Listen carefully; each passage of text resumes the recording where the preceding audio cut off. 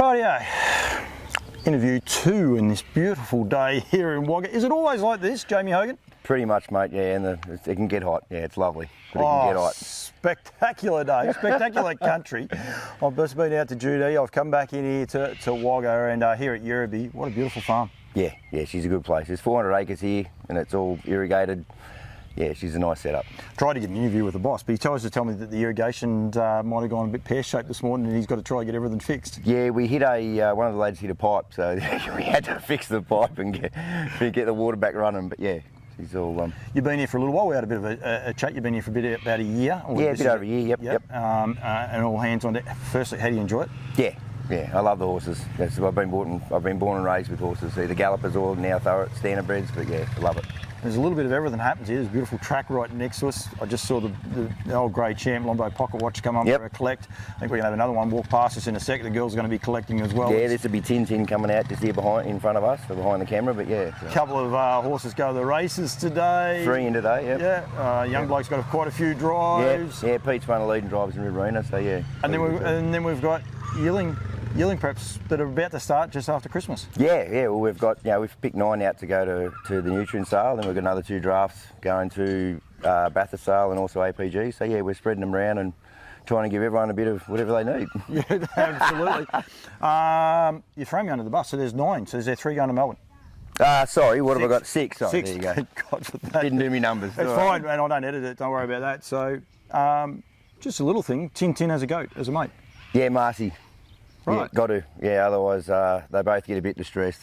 I'll take a picture of that every good. Over the top. That's just brilliant. I'm just watching that happen as we go. Yep. We're here. One, Nutrien have got me here, but I want to make sure people are aware of these farms and all the rest. And this must be such a fillet for this area to have a stud with high quality stallions as well. Here, right in the middle. In the middle of Riverina, yeah. It's we get a lot of good patronage from the local people, and it's good having the quality of stallions that we got, the 6 or 7 stallions we got here. Plus, we also have frozen semen for Fear the Dragon. He's one of those stallions. Tintin always amazes me why people probably don't patronise him and all the rest. Especially the best mare in the world. Yeah, and especially if you look at his stats this year, like he's up there. I think just behind, or at one stage he was in front of Captain Treacherous. Like he's done a great job this year with his 2 and 3 year olds. He is really going. This is a year where he's really making a mark. And he's a beautiful looking horse. How many mares do we run on the place? Depending on how busy we are, but on average probably 260. Sometimes we can get up a bit more. Yeah. But yeah, you've probably got about 200 mares, and then you got all your weanlings and your yearlings that we're getting in and out. So you can have anywhere from sort of 300 horses on the place. Sometimes there might be sort of 180 mares, and then the rest are made up with race horses and young'uns. You've done everything in harness racing, literally. Mm-hmm. Do you enjoy it? Yeah. No, it's good. It's a good job. It's a 7-day week job. But anywhere the animals are, but especially horses, and running a complex like this. Yeah, it's 7 days a week, and none of us get holidays till after all the sales are finished. I think a lot of people they say that about getting time off over Christmas and the likes, but you listen to all these sports people. We're going to take 3 weeks off and 4 weeks. For the horse people, it is all hands on deck, isn't it? Yeah. No, we've got a staff. There's probably a permanent staff of about 5, and then we've got other girls that have come in and give us a hand at yearling time. So we could have anything up to probably 10, 12 staff here when it gets all. We get the yearlings in, getting ready for sale preps and stuff like that. And we're here to promote those yearlings and all the rest through with Nutrien. Mark Barton. It must be great that Mark lives in the town as well. I mean, so he'd keep an eye on you. You'd be making sure you get them all prepared, right? Yeah. You come and cast an eye over them. Yep. So it's all we do the best we can with anything. So yeah. You got 6, and you've got the catalogues there in front of you. You got a couple that really intrigued me, but I deal with plenty of bloodstock agents and all the rest. I was talking to a New Zealand guy today, and I said there's one that's an easy sell. It's by Fear the Dragon, out of a Bettor's Delight mare, who's out of an Inner Pocket mare, who's out of a Smooth Fella mare. That's all I have to say. And then you've got to remember what number it was. I think it was 44 actually from memory in the Sydney Sale. She's just got everything, and she's a filly. Yeah, and a lovely big filly too. Yeah, strong filly. You could probably actually, at a quick glance, you'd say she's a colt. She's just a really nice filly. Yeah. There's nothing there that you could really fault her on. And once she comes in and finishes off with a sale prep, yeah, she'll be a standout, I think. The Fear the Dragons last year, Sons of Sun Beach, doesn't matter. Captain Treacherous down by the seaside, they're so sought after. If you can get one by a son of him, so she's going to be a very popular filly. I think she is, yeah. So, and I say once she gets there and people see her, she'll sell herself. Yep. But yeah, like even the Fear the Dragons that we had last year, the first yearlings we took to Sydney, and yeah, they sold really well. He stands here? No, we only carry frozen semen. Frozen semen, yeah, that's right, because he stands in New Zealand. Yep. What was I going to say then? You've also got another one that's unique. 3 generations on the page, 2 Inter-Dominion winners, 2 classic Inter-Dominion winners as well. Been by Lenny the Shark, and you got Wiana Warrior down in the bloodlines. Brilliant bloodlines, and that's not the only part of it, but just with the Inter-Dominion just finishing, I was looking at it, I was like, wouldn't be too many pedigrees in a yearling catalogue that can match that. Yeah, that can match that. Yeah, and like being Lenny's just an absolute gem. He's just a real laid-back character, great to handle, and if you pass it on to his progeny, well, yeah, they're going to make it just as easy to get him up and going. So, and it's a good type. It's a nice type, ready to run type. So yeah, they should just sell themselves, those ones with the breeding on the paper. And we've got 3 Warrawee Needies in the sale as well. A lot of people don't know a lot about him, but he was a champion. He was champion 2-year-old, I believe, in Canada, or 3-year-old, one of those 2 years. I'll get into trouble, but I know Greg Gangle, who manages Wagga now, like when he first came over, he goes, why aren't people like him? He was a superstar horse in Canada, and he's just doing a great job as well with what he's already done here on the racetrack. And when he retired, actually, the time he retired, at the time, he was the fastest horse in the world.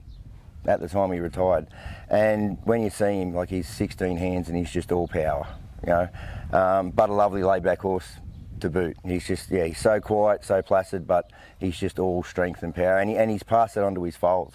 Now they've all got, they're big boned and they're going to grow and develop, and like his oldest progeny are only 3-year-olds, so you don't really know yet what he's going to produce later on. Can't think of the horse. It's trained at Newcastle, Down Under Girl. I think she does a great job. She's owned by syndicates in America through Anthony McDonald, and that he syndicated it and all the rest. They just do a great job. She just keeps buttering up. I think she raced in the first 2-year-old last year. She's still winning races. She won a race just the other day. So they keep racing right through. Yep. And I think there's another one that's racing around Newcastle, Flare Up. Yep. And you know, it's going quite well too. It's I think at the time that I looked at it back at the yearling sales in January or mid-year, it had 5 starts for 3 or 4 wins and going really well. So I haven't done bad. I couldn't remember the last one, but the last one's actually by Tintin.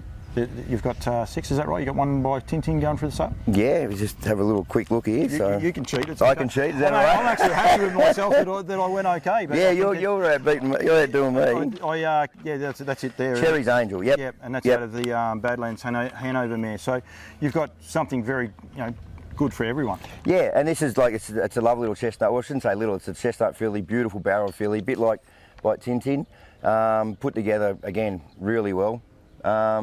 And yeah, he's thrown a chestnut, which he can do. We've got another one here. Like if you'll have a look at him, he's a brown horse, and we had it out of a black mare, and he's thrown this chestnut with 2 white socks and a white baldy face. But this Cherry's Angel is, she's a nice filly.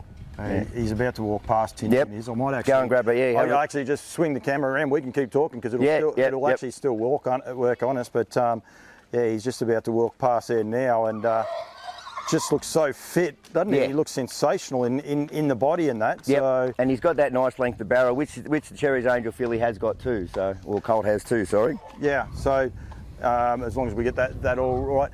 One thing I try to tell people, and I want to encourage people to do, is to be aware that, the sales are on. This sale's on February 20 in Sydney, and the April sale is April 3rd in Melbourne for Nutrien. But come to the farm and inspect these horses pretty much from now. Like, we don't get holidays, but people are on holidays. I'll sell tourism to Wagga. Get here. It's just a brilliant place. It's got bits of everything to keep everyone happy. It's a beautiful place. Yep. And there's heaps of farms. Like I said, I was just out before. Matthew Harris, thank you. Dennis Howe, the Atworthy boys. I'm going to all of those. A couple of hours up the road, you can go to the Judds, Pickers, and the likes. There's plenty for you to do to be able to get out and see them. But it's important to be able to see them. I'm lucky because I get to see them in the paddocks. And you see some really different sights. You do, and I mean, you've only got a ring die in the office, and all prospective buyers can just say, "I want to have a look at your draft," and make an appointment, and we'll be gladly come out and show them to you.